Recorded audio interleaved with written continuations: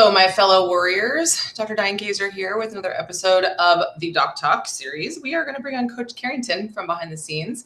She's one of our amazing clinicians that works with our patients and looks at these lab tests that so many of you are going to your doctor every year thinking that you're getting a solid annual checkup and hoping and assuming that the doctor has enough training and wisdom and knowledge and care and compassion to actually look at the blood test and you as a whole, which is actually not happening. So if you've never met me, I'm Dr. Diane Gazer. I am the founder of Chi, Cleanse, Heal, Ignite, and I'm a board certified doctor of traditional naturopathy, which means that we like to use and continue to bring back as much as possible, protect herbs, natural remedies, and then fuse that together with the regenerative medicine options that we have now in the peptide space. I'm currently pretty banned on Instagram, censored on YouTube. So we post these things on Restream, or we use Restream to post them onto things like Rumble. So you're not going to find me on YouTube talking about this stuff much. And in fact, we do get a lot of videos taken down. So if you want to share this anywhere, anytime, you can go to cleansehealignite.com and share it with the people who you care about, because this is going to be one of those episodes that I put it together like, if you really knew what was happening behind the scenes with MD training, CDC, FDA, NIH oversight, and what doctors are learning in their medical training, and what we see behind the scenes as to how many healing opportunities and disease prevention protocols that are available to you, you might not go back to your standard MD. In fact, we've got a couple different stories today for you. You deserve to know what's going on with your labs and beyond the labs into other markers, because we actually test 2 to 2.5 times more markers on blood tests for a very specific reason than your average doctor who you go see for annual checkup. And what we hear all the time, sometimes I think about not saying it because I've said it so much that I feel like you guys have already heard this enough. But many people who come to us, they've been told, and maybe this is you too, that your labs are normal or everything looks fine. Keep doing what you're doing. And they're not giving you any more advice other than a medication and telling you that it's just your genes or you just need to exercise more and eat healthier. While yes, I do agree with the last two things, I don't agree that it's just your genes. It might represent up to 5% of the big picture, but they're missing the boat on what we can do to help you guys prevent disease, or if not, just feel better with things like HRT. And a lot of people are spending $500 a month or so on peptides. I call them peptides for code language. And they're not getting the results that they desire. And the reason for that is going to be explained today on our show with certain things that you absolutely need to know so that your body has the foundations and proper hormone replacement therapy, perhaps healthy levels of testosterone and thyroid and autoimmune, putting the fires out with your autoimmune root causes so that your body's not constantly fighting this uphill battle and your immune system's getting drained. So I want any of these peptides that you guys are investing in to work well. And there's some things that need to happen before they can. So this episode is actually titled Blood Work Cover-Up, Diagnosing Disease versus Preventing It. Why Chi, us, evaluates 85%, if not 100% more biomarkers to uncover hidden disease risk before symptoms begin. And we're going to talk today about why normal blood work doesn't always mean you're healthy. The biggest difference between the conventional testing that you get when you go get your annual physical checkup and Chi blood testing models, because conventional medicine asks, do you have a disease? Whereas we ask, why are you headed toward disease? Are you headed toward disease? And how do we prevent that? And what can you do about it? Because it is within your control. And this is what we're talking about with you being your own best doctor. And we're also going to talk about how we connect the dots instead of chasing individual lab numbers. What you're going to see today is actually embarrassing for the Western disease care model.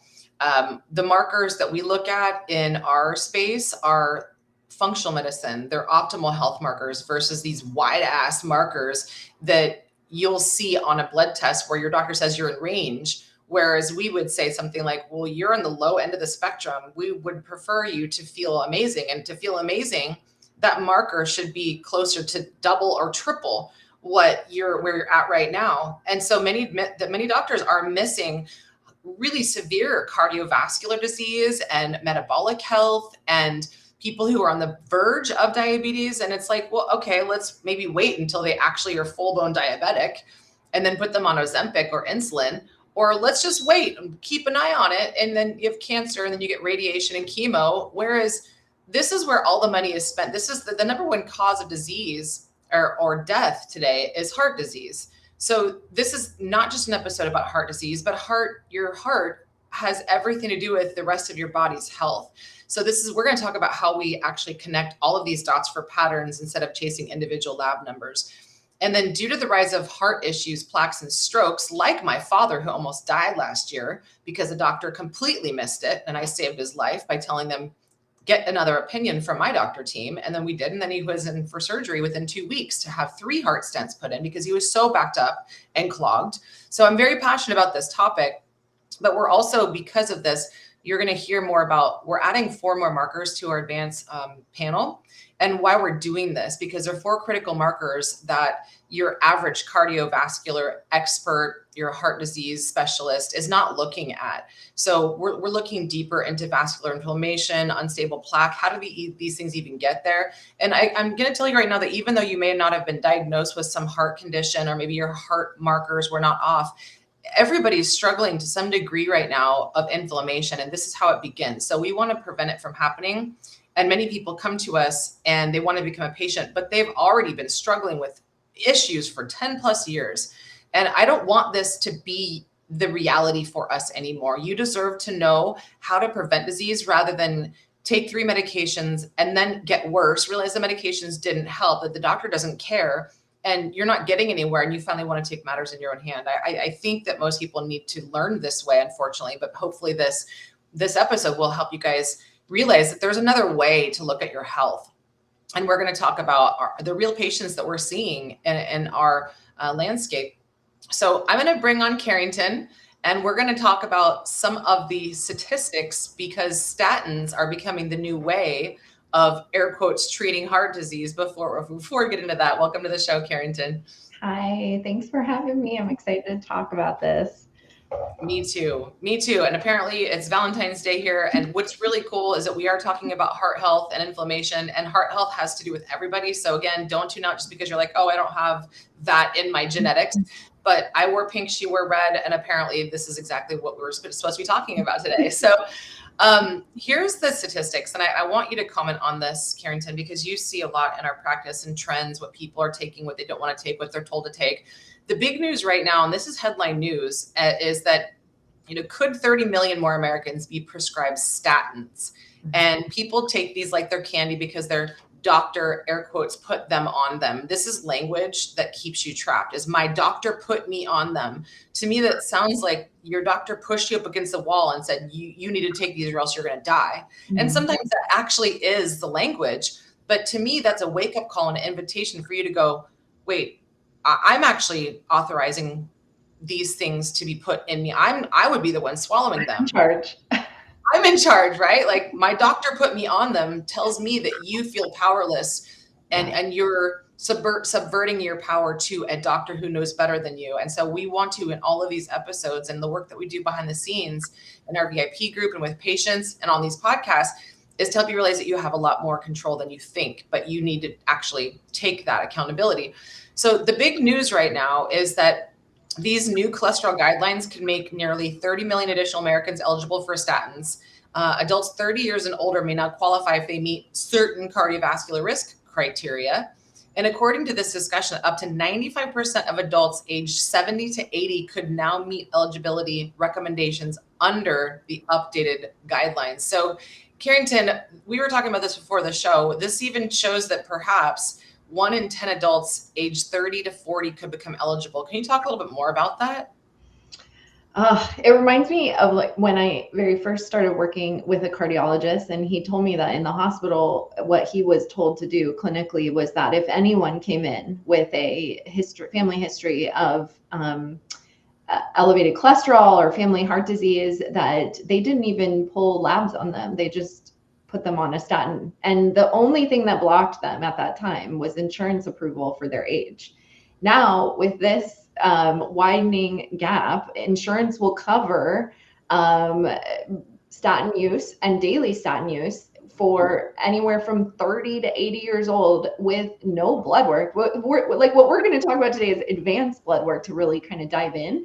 But what about literally no blood work? The insurance will cover it. Your doctor will be told to prescribe it to you with no blood work, just if you have family history. And it is not without its risk, and it is not effective. This is completely a profit-driven conclusion that they are lobbying. It's not based off new research that all of a sudden we figured out that statins are way better than we thought, and way better for the younger people and way better for the older people. They try to frame it as that, but all it is basically that they lobbied enough to get the insurance companies to approve this, and they all are making money off of it. So yes, and they have quotas to actually meet too. It's like 70% or so. And you could look through all of the Pfizer manuals or whatever manual, whatever company that the drug is made by, that these doctors it's a mandatory thing for them to maintain a certain percentage of their patients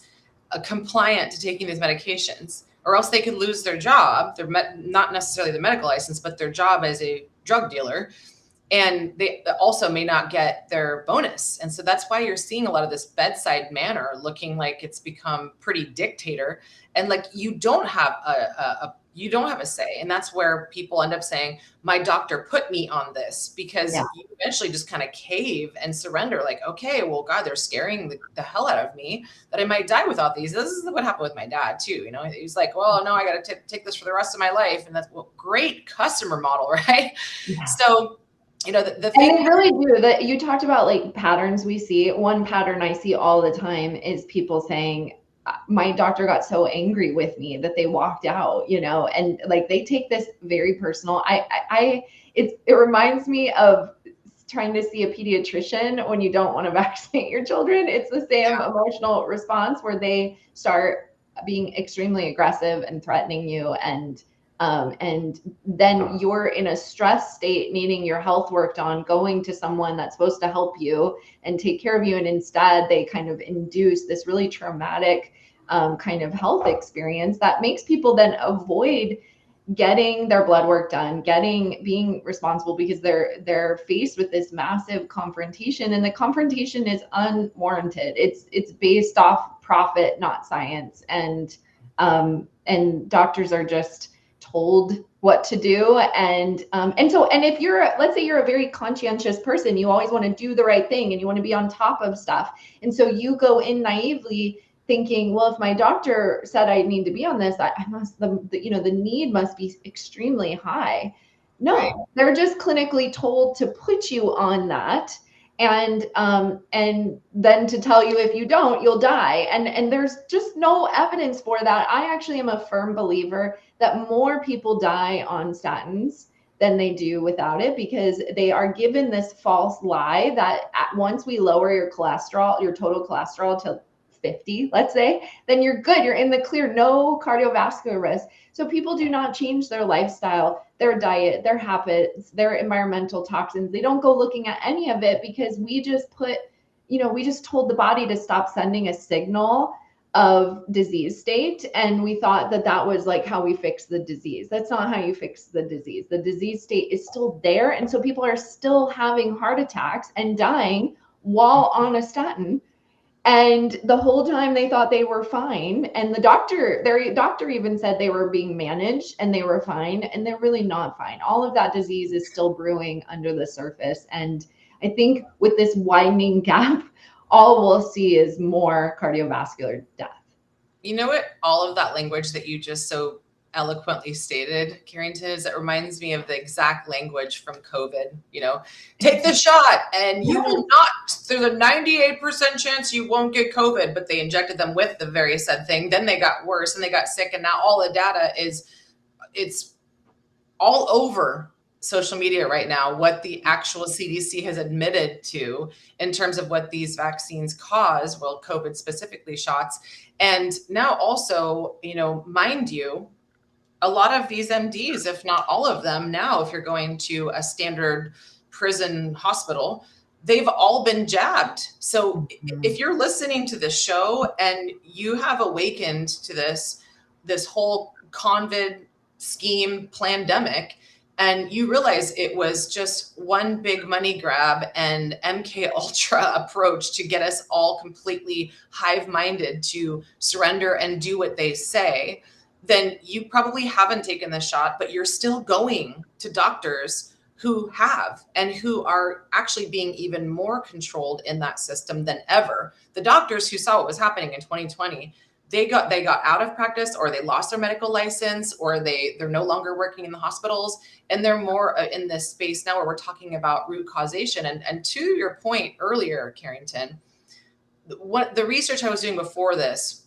regarding cholesterol discovered that among 100, and this is from the top cardiovascular doctor in the United States, he said, among 100 otherwise healthy people with elevated cholesterol, approximately 97 would not experience a heart event within 10 years, while roughly 3 would. That's 3%. And about 20% of the population carries elevated we're going to talk about this later. It's lipoprotein A. This is one of the markers we're adding to our advanced panel because of what Carrington has been seeing behind the scenes. And this is a marker that codes for cardiovascular risk. And then the other thing is the side effects of statins. And this is not just a show about statins. This is also a show about freedom, your ability to become your own best doctor, realizing that there's a lot of side effects to these things that you're being literally pushed against the wall with fear or threatened to be fired as a patient. And all of us who are taking any medications realize they have side effects, and most people don't pay attention to that because they're so afraid of their doctors. They just take the pill and say, my doctor put me on them.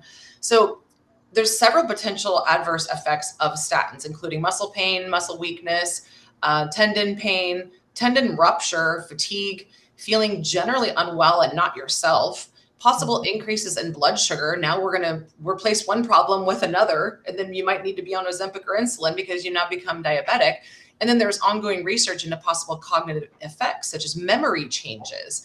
And like you were saying earlier, and this is where Chi comes in, and then we'll start talking about some of our real life patients, is that you can prevent all of this with lifestyle and doing these before lifelong medications. And even the top cardiologist argues that most people who are prescribed a statin or who have plaque, arterial disorders, disease, inflammation, etc., they would benefit from addressing sugar intake, insulin resistance, which we see in a lot of patients, sleep, exercise, weight management, inflammation, and stress before just automatically defaulting to lifelong medications.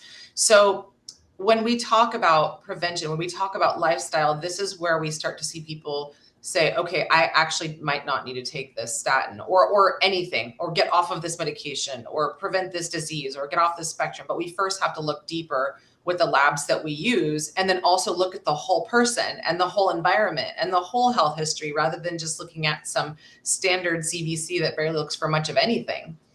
I think a lot of people are also, they just are kind of satisfied with an alternative to the statin. Like maybe there's a supplement that lowers cholesterol, like you can look into berberine or things like that, but it's like, we go much further than that. I don't want to just manage you so you don't die. Like I want you to be in the best health of your life. I want to go deep into the root cause and figure out what is causing these genes to turn on, what is oxidizing and inflaming you, what is throwing your metabolism off so significantly, what is causing all this inflammation and immune response, and fix that. Go in and actually heal. And so then we're not on an alternative to a statin.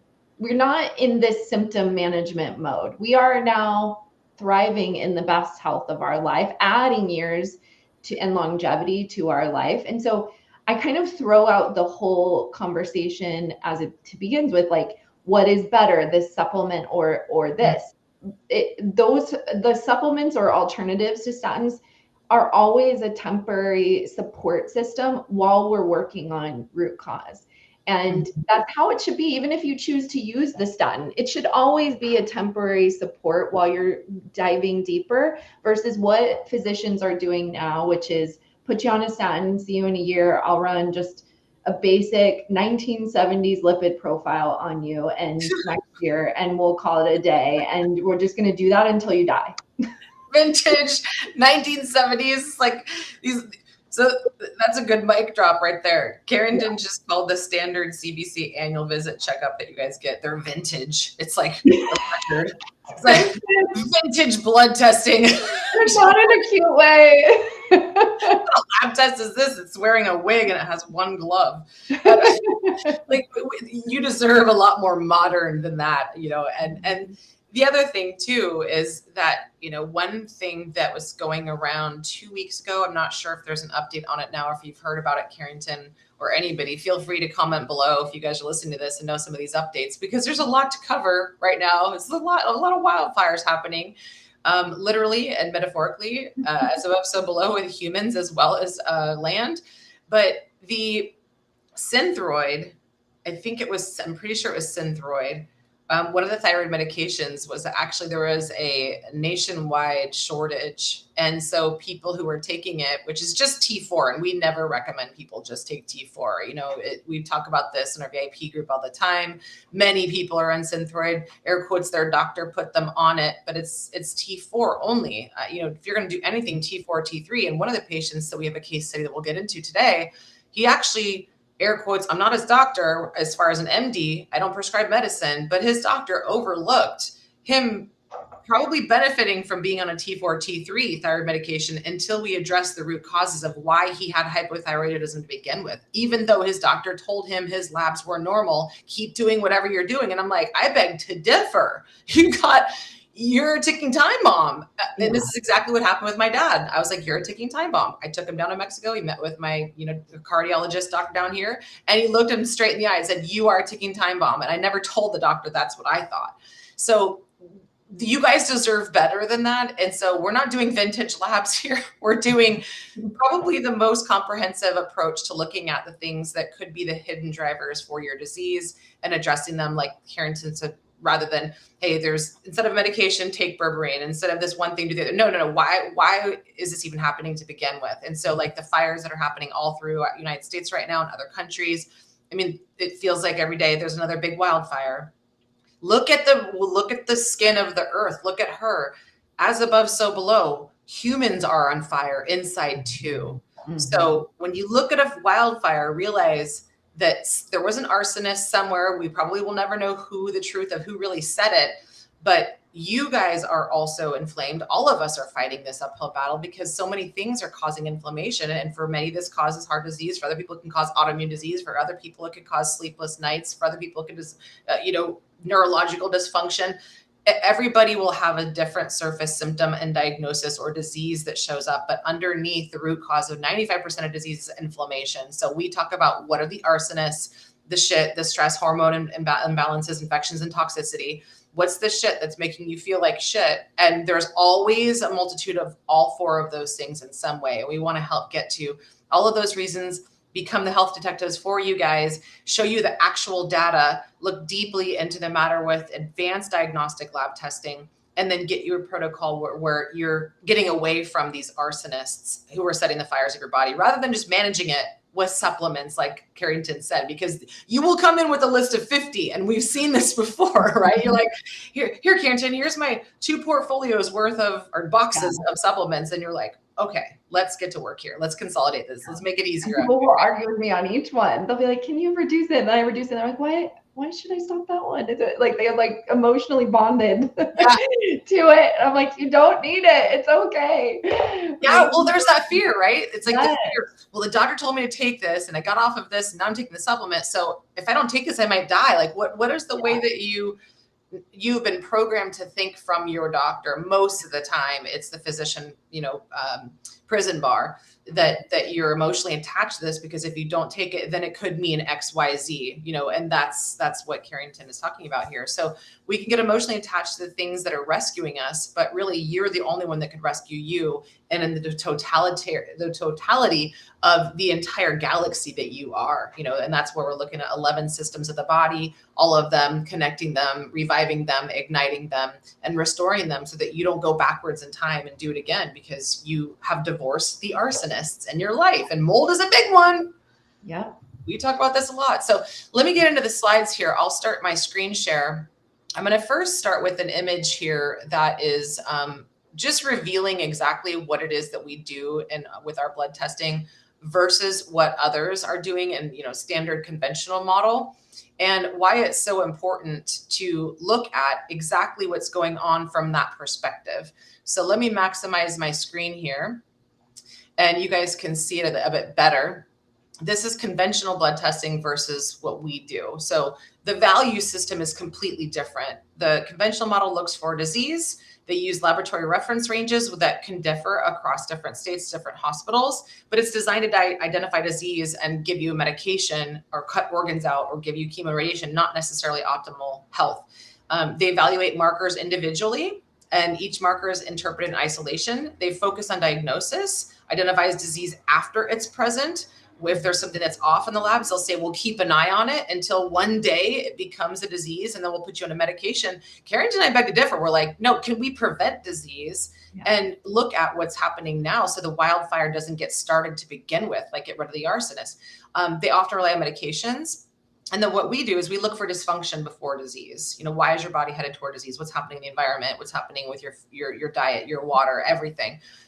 We use optimal functional reference ranges, and that is something that probably you may have never even heard of, but it's what we talk about in our VIP group, so people can actually become their own best doctor.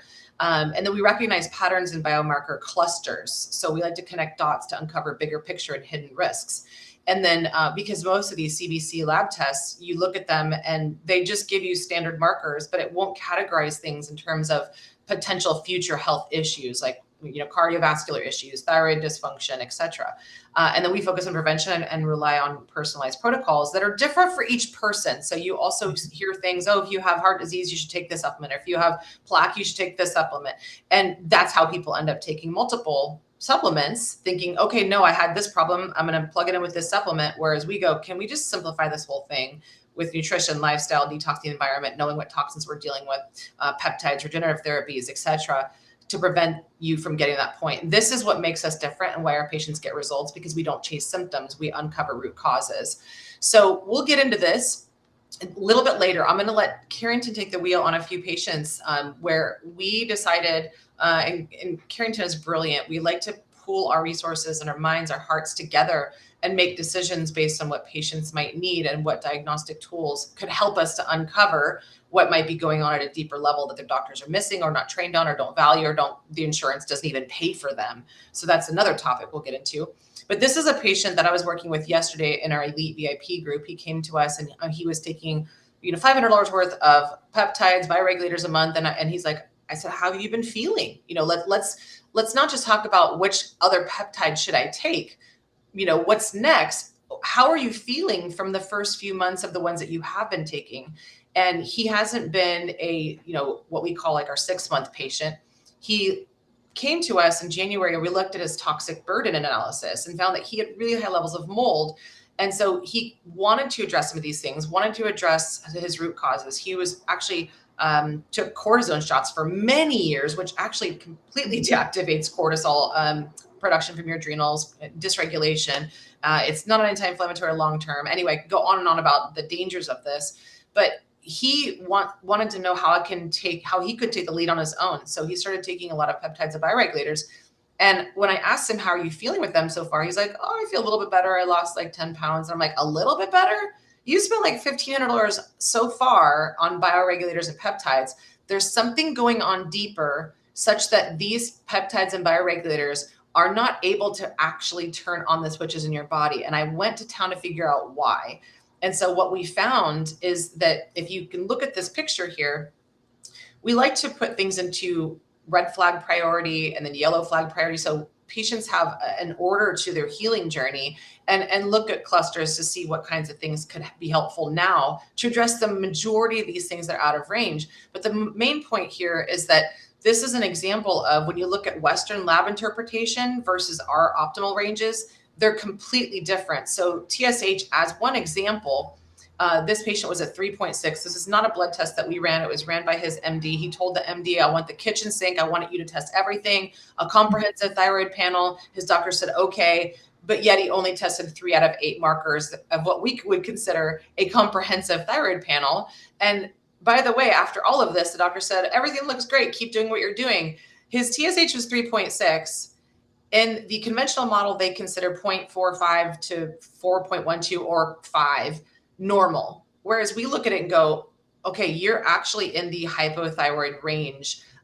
It's 0.8 to 2 is our optimal range. So I would look at this, and even some medical doctors would look at this and say, you need something for your thyroid. You need thyroid hormone support, be it a glandular, be it Synthroid or Armor or Naturethroid or something, while also addressing the root causes of why his thyroid is not working as well. So when we address thyroid dysfunction, lack of thyroid hormone production or getting where it needs to go, or the liver needs to convert T4 to T3 for the cells to even recognize it. And there's receptor sites on every cell of your body for thyroid hormone. And if it's not T3, the cells are like, I can't take in T4, but 75% of T4 gets converted to T3 in your liver. So if you have a toxic liver, if you're overweight or obese, which is 75% of America, you're not converting T4 to T3. So you take Synthroid and your body's like, well, I don't know what to do with this T4. So he had a thyroid issue. He also had an issue with low testosterone. His doctor told him he looked great. That last line almost down there, he was at 320. We would say optimal is 600 to 900. So that is a big reason why your peptides may not work as well, is because those two hormones are not optimized among many other things. And this is where the whole retatrutide comes in conversation, Carrington, because she and I both agree that there's a lot of things going on here that he could really benefit from it. So let's get into the next thing here, Carrington, because we have a lot of patient lab case studies, and I wanted you to get into this with these specific ones and explain to us what we're looking for and what you discovered with each of these patients.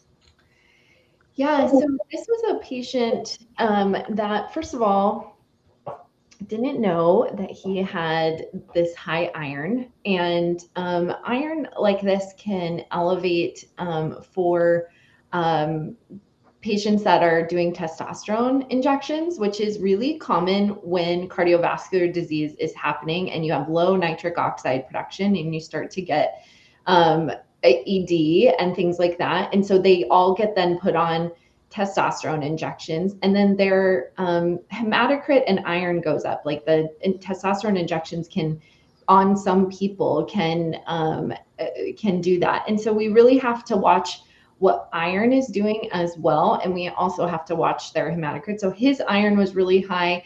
We ended up doing for him, I think this patient's in his late 60s, early 70s, and we did some therapeutic phlebotomy, had him go donate some blood to kind of, because this blood would have been pretty thick. His hematocrit was high, his iron was high.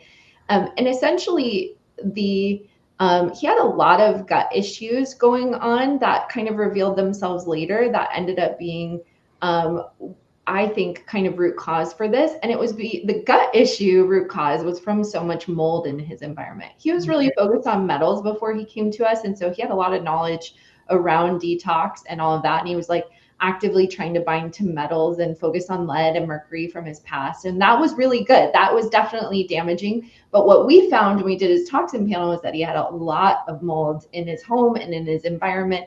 And this is why he couldn't quite get past this, because the mold was not only destroying the gut, but making it so there was so much oxidative stress and inflammation that his body was responding with a lot of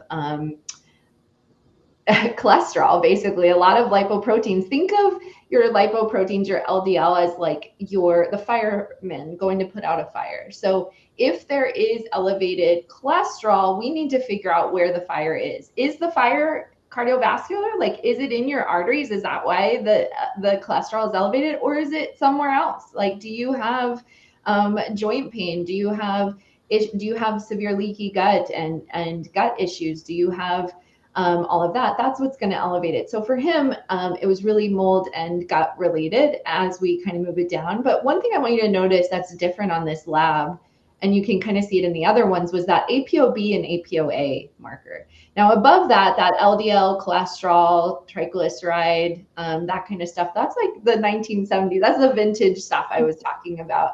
And it's not a direct measurement. It is a estimate based off your total cholesterol. So if you could just logically think about that, that's not super accurate. It's not a direct measurement, where your ApoB and ApoA are direct measurements. So think of your ApoB as a proxy for your LDL, a much more accurate and precise proxy for your LDL, and ApoA as a proxy for your LDL. So you might get,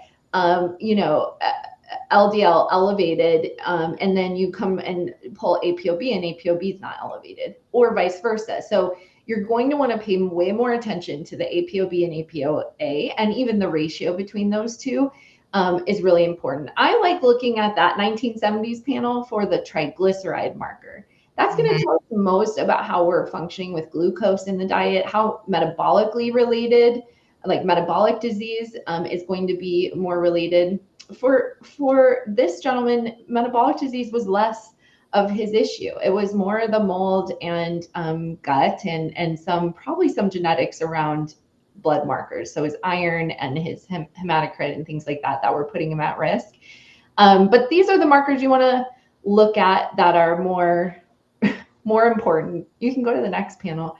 So this patient, is there anything you want to say? Sorry, I don't want to jump ahead here. No, the only thing I was thinking about with triglycerides is that, people who are air quotes thyroid patients and they have thyroid disease, is if you have high triglycerides or other things that are pointing toward fatty liver disease, these are the people that have a hard time converting T4 to T3 because the liver is so overburdened and overworked.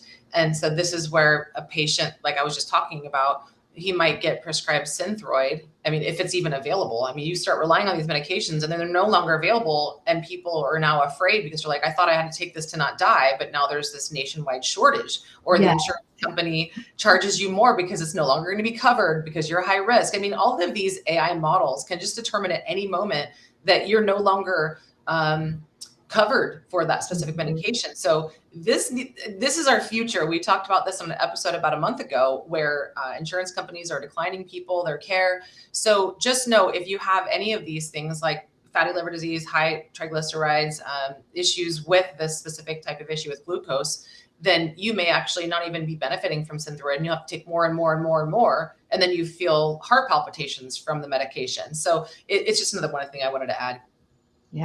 Yeah, absolutely. This patient came to us very sick. Her husband described this as like their final resort. And it makes me really sad because she is the byproduct of a horrible system where you're going in to get medical care and they are sending you off to different specialists. None of those specialists communicate with each other. They all heavily rely on pharmaceuticals, and they just tell you, okay, come back for your visit next year. And then they just like monitor, change your things, and then keep you going. And you are in a rapid decline state. So this patient is diabetic and on insulin. And most of what you see here from a cardiovascular standpoint is the direct result of her diabetes and inflammation. And her doctor told her that she was in a managed state right now.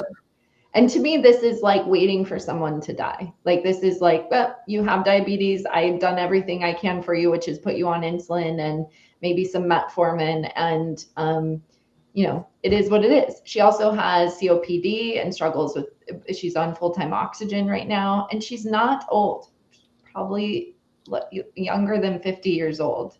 Wow. It's a devastating outcome of a system that has failed somebody. And they didn't say anything about her homocysteine being, they didn't even point toward that. I mean, that's a high. No, and actually we did such comprehensive testing, because we test for cancer markers as well, and we test for all the inflammatory markers.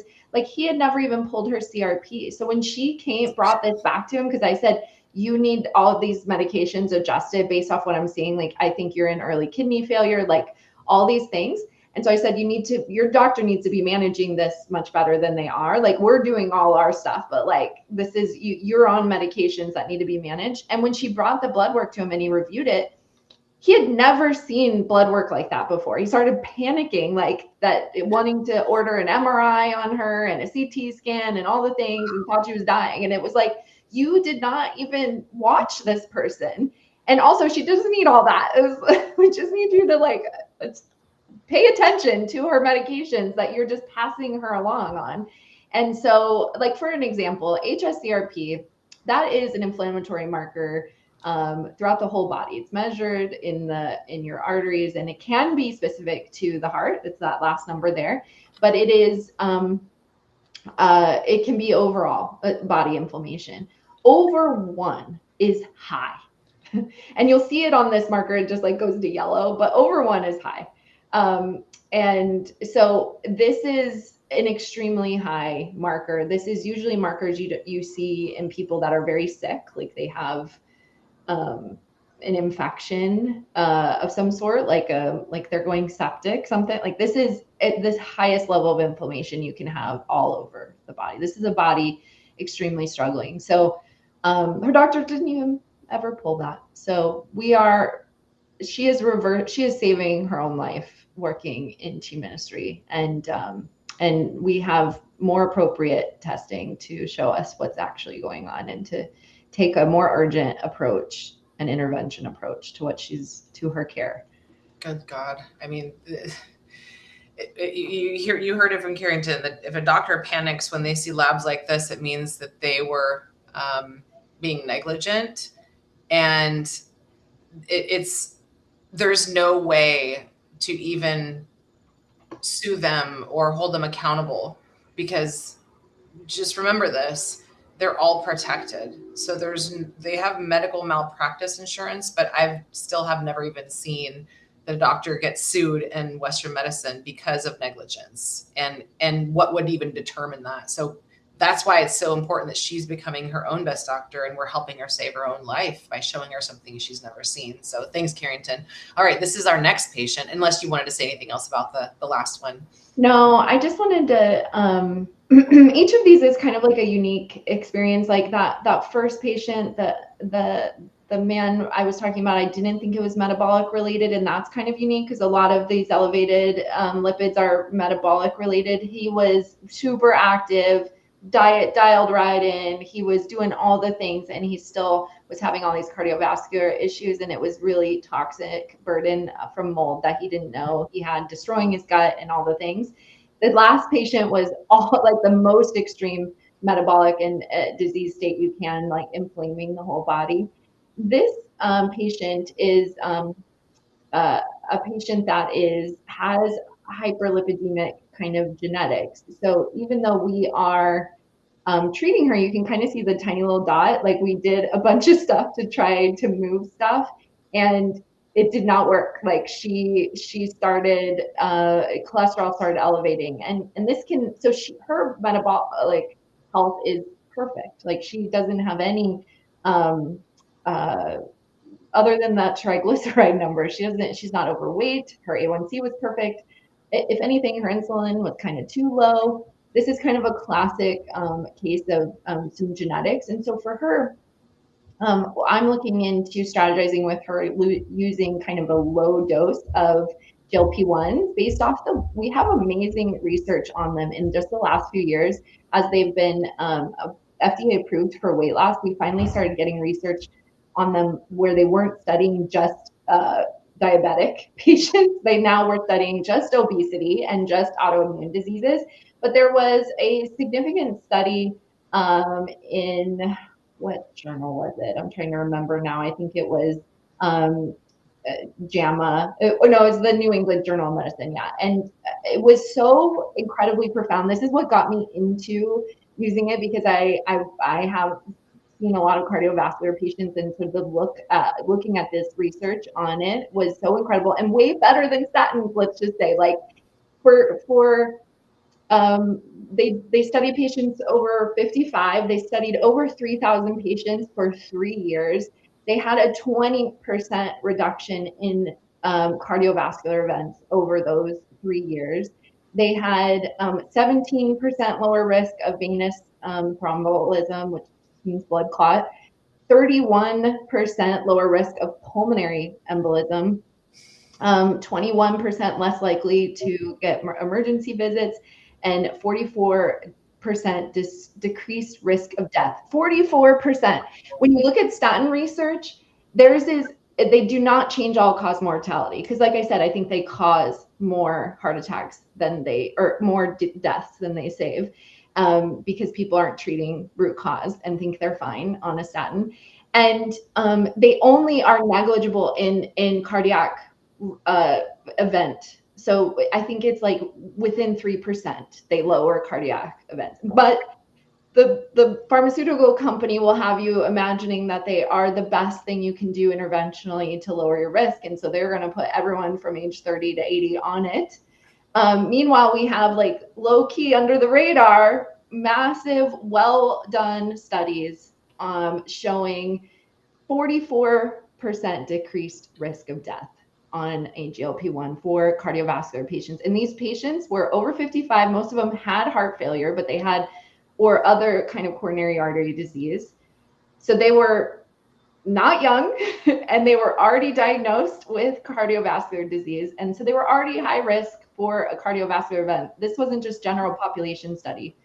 And so we're going to be low dosing now for her. I can't do very much on her because her insulin and stuff is low. So she doesn't have weight to lose and stuff. So we can't push it, but I think I can microdose it with her, and we can start impacting some of that, as well as get all the toxins out. So there's different reasons why cholesterol elevates, and it's going to be different for everyone.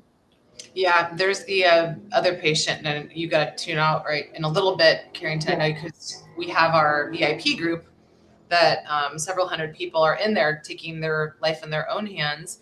And we have Carrington's going to be leading the group today. So if you guys want to join her and talk more about this and ask her anything, go to dianecaser.com/VIP. You could start for just $1, and then it's $97 a month thereafter. And you can get 11th or 111th opinions from our entire team. There's 3 clinicians in our practice.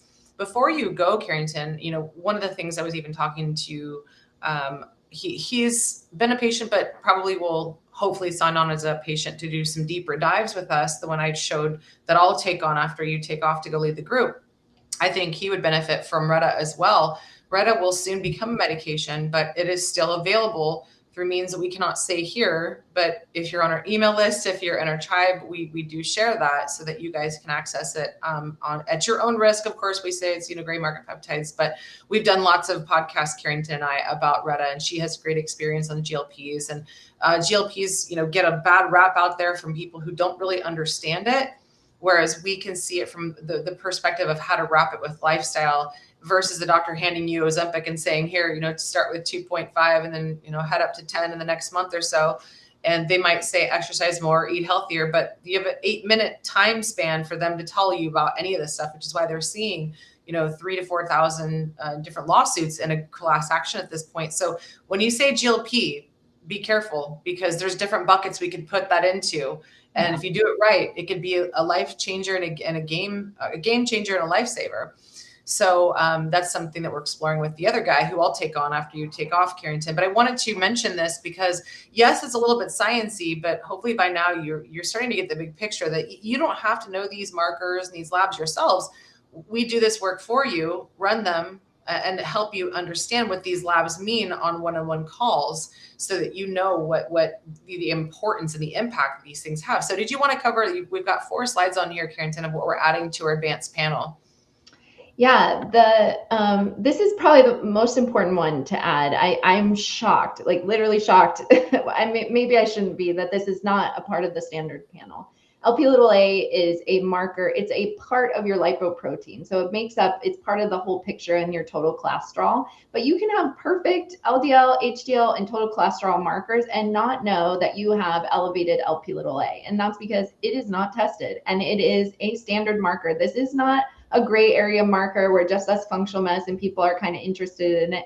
There is so much evidence on this marker and the risks involved with it. So it is a genetic lipoprotein. And basically, if you think of a little lipoprotein ball, like in the picture, it has an extra little string attached to it, like a little jaggedness to it that just tears up your arterial wall as it goes through. And so if you're pulling that standard 1970s panel and you never pull this, and then later you have a heart attack and you're like, what the heck? My cholesterol is perfect. I'm not even on a statin. Like, what is this? We pull this marker and it's through the roof. And not a single drug lowers it right now, not a statin, nothing. And so this is something you want to look at and know your risk and be always monitoring, because you can get it to go down with different lifestyle things. I'm going to go into that more on the VIP group, but you should definitely be asking your doctor to pull this number. And this is something we're going to be adding to our panel.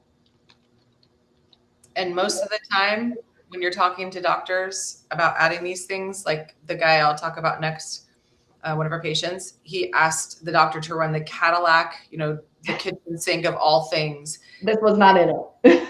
But no, I mean, there was so many things that were not there. Yeah. So we're not saying it blatantly, but you guys can infer that we look for more than your MD and the training ever will. You're not fighting against a doctor, you're fighting against training. So you could tell them, I want all of the markers that you could test for, but they're super limited. Their training is limited. The insurance is limited. The labs that they use is limited, and they might argue about it with you. So we don't argue with our patients. We just look at everything as much as we can.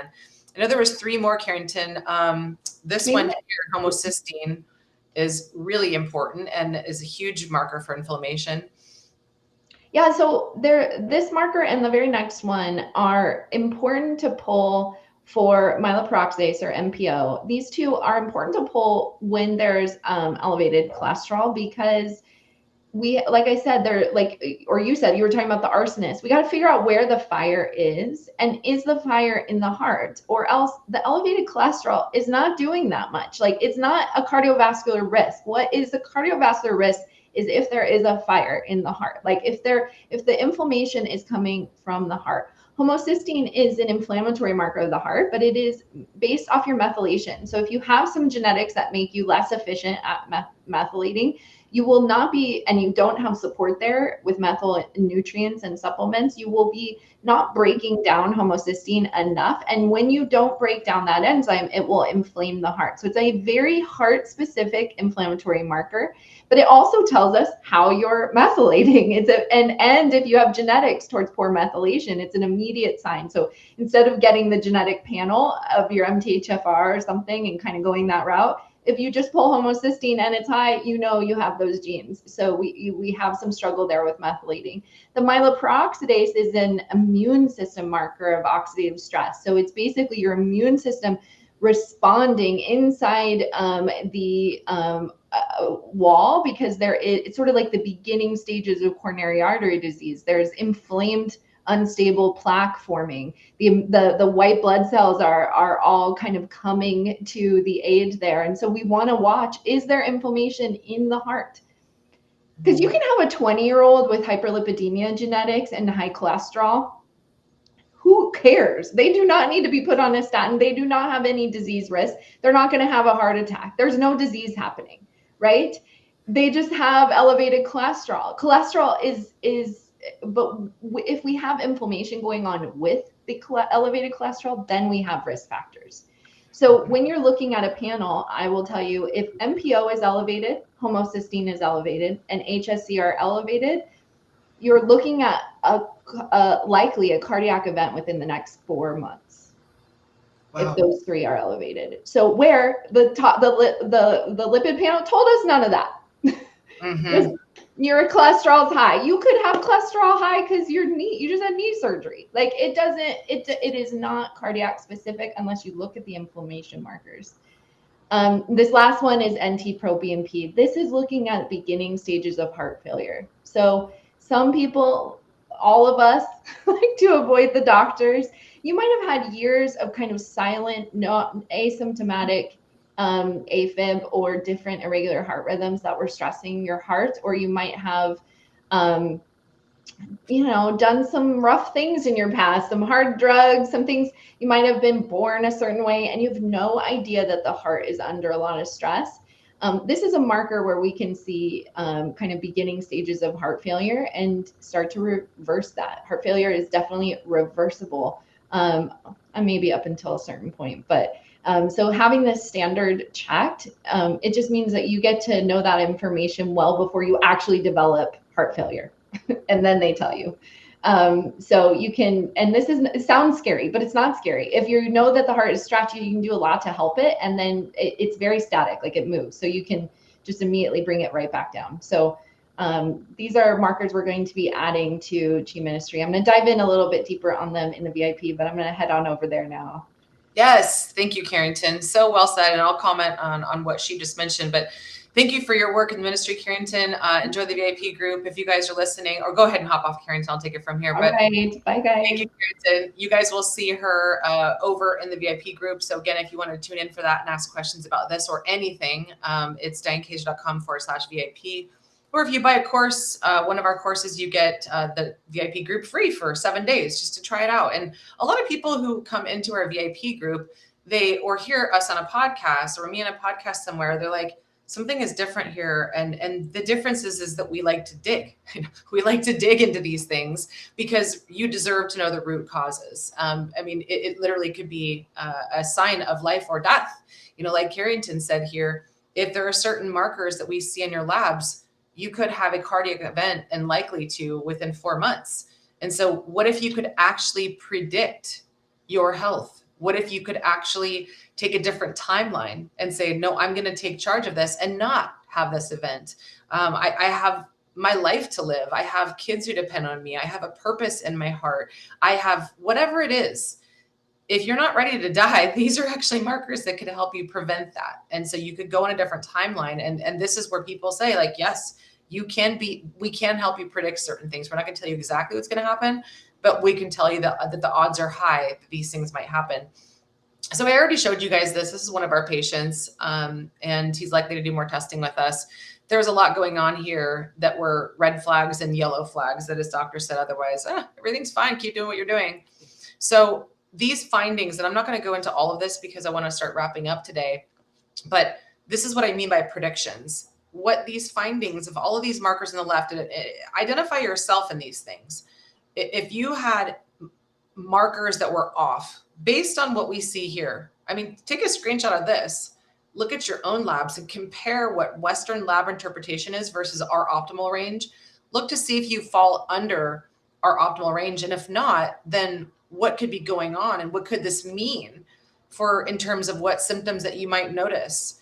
And if you don't address these markers, what it could mean down the road. So this is if left unaddressed could mean we're predicting possible future disease or symptoms or diagnosis or possibly drugs that you air quotes need to take for the rest of your life because you haven't addressed the root cause, right? So all of these things, insulin, TSH, total T3, free T4, not a comprehensive thyroid panel, even though the doctor said he would throw the kitchen sink at the markers. There's 6 of them or 5 of them missing that we like to test, which is reverse T3 and 2 antibodies to the thyroid. In fact, TSH is out of range typically 98% of the time because of antibodies to the thyroid, which means it's coming from infections and toxins usually. And mold has become a major issue in the last 6 years, and we see it on every one of our patients. Continuing with more markers, if you're off with any of these things, what could they mean? What you might notice in terms of symptoms, and if left unaddressed, what kind of disease could be in your future. So there's a lot of these listed here. Now, table 3, I'll finish with this. Why these markers may be out of range and how we address them. The possible root causes is what we do in our ministry. You will never, ever, ever, ever get this in Western medicine, if not a pill, an organ removal, or chemo and radiation, at which point they're actually administering more of these toxins that cause more inflammation. So if any of these markers are out of range, and these were this specific patient's markers that were out of range, these were his possible root causes. We haven't done everything to look at poor gut health We haven't worked with him one-on-one just yet. He did run a toxin panel on us, or we did run a toxin panel for him, but we need to dig deeper because what's going on in the gut can determine everything. He had a high level of xenoestrogen toxins on his panel, and of course, therefore, had low testosterone. So oftentimes with men today, we have this low testosterone epidemic and the male loneliness epidemic. It's not just low T, take some more HRT and get your testosterone levels up. It's what kind of xenoestrogens have we found on your toxin burden analysis, which we test over 100 of them and via urine. And if those are high, we need to get them low, and mold is a big one. So what we also see when we're looking into stool analysis, not just infections, we're looking at what I call the 8 I's: infections, intestinal permeability, inflammation, imbalances of certain gut flora, etc.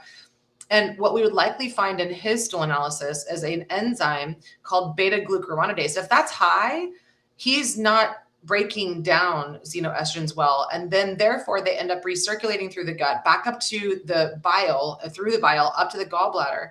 And it's like 98% of your bile gets recirculated from the colon. If you don't poop it out properly, if your beta-glucuronidase is high and you're not breaking down these estrogens, they get recirculated back up to the gallbladder via bile. And then people are like, oh, in Western medicine, well, we got to take this organ out.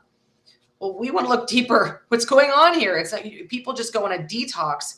But when you know this powerful information with stool analysis as well, you can find out if all of your detox efforts are actually working or they're not, because you could have enzymes in your gut that need to be amplified and balanced so that your gut is properly detoxing for you. All of these things can literally change the way you look at medicine for the rest of your life.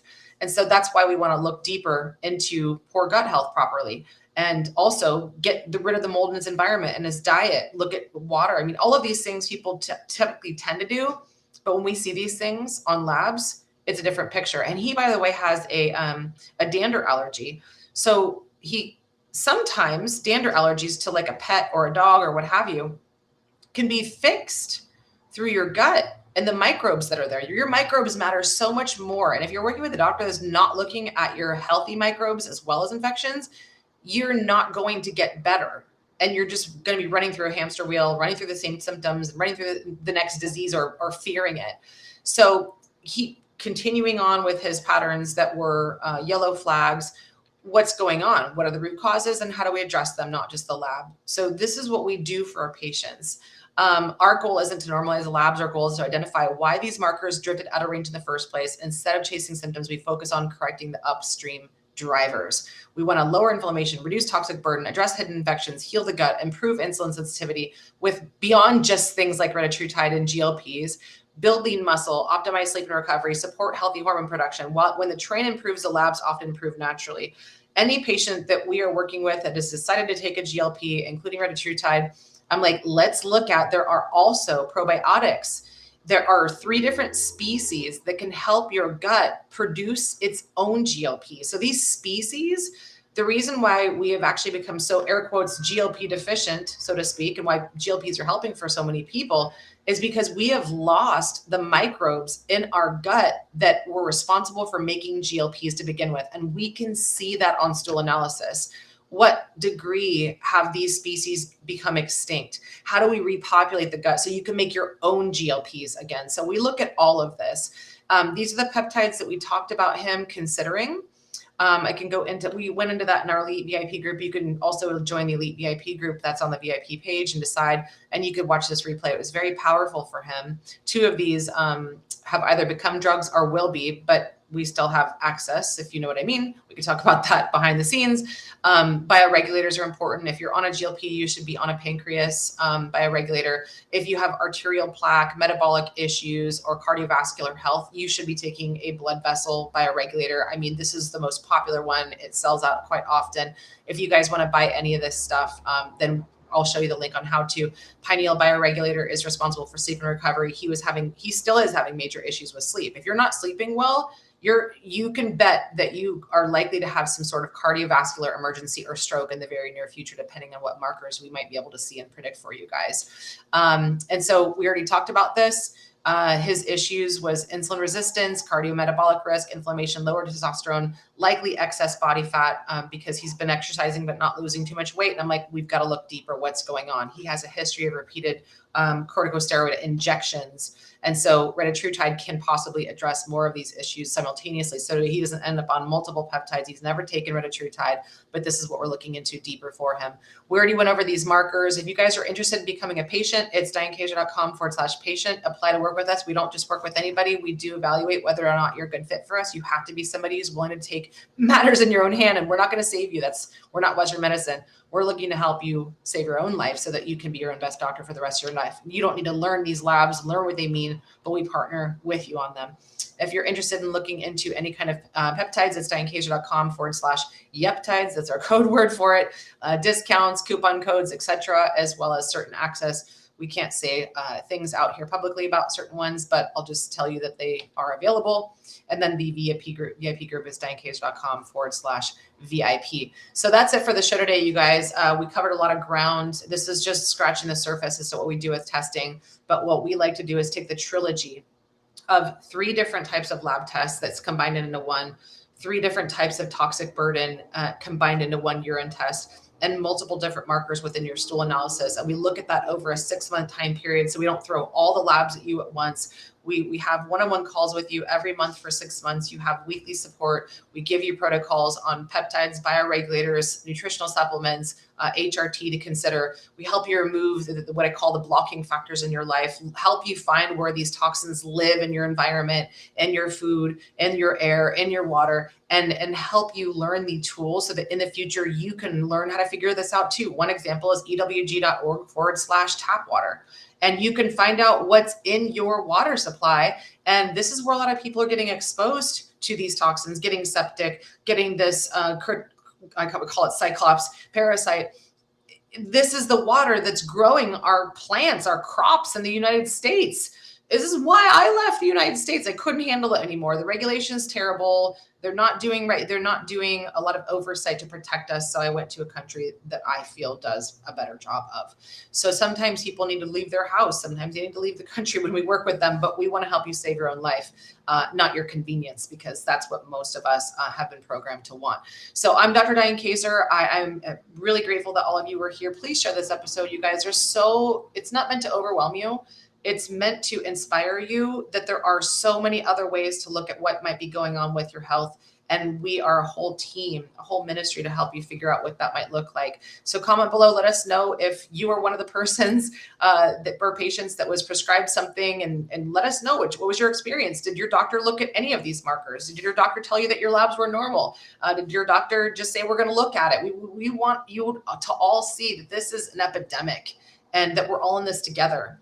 And we are all in this together with the ministry as well. So there's a lot more hope than you realize that's out there. It's never too late. Many of you might be ticking time bombs, but we're here to help you become ticking time heals so that your heart, it becomes your strongest muscle in your body, and it pumps love, it pumps nutrients, it pumps oxygen, and you don't end up needing to be a slave to these systems and these medications for the rest of your life, because that is the final decision. And it's hard to pull people off of it once they've been put on them, because again, fear, they think that they're going to lose their life if they stop.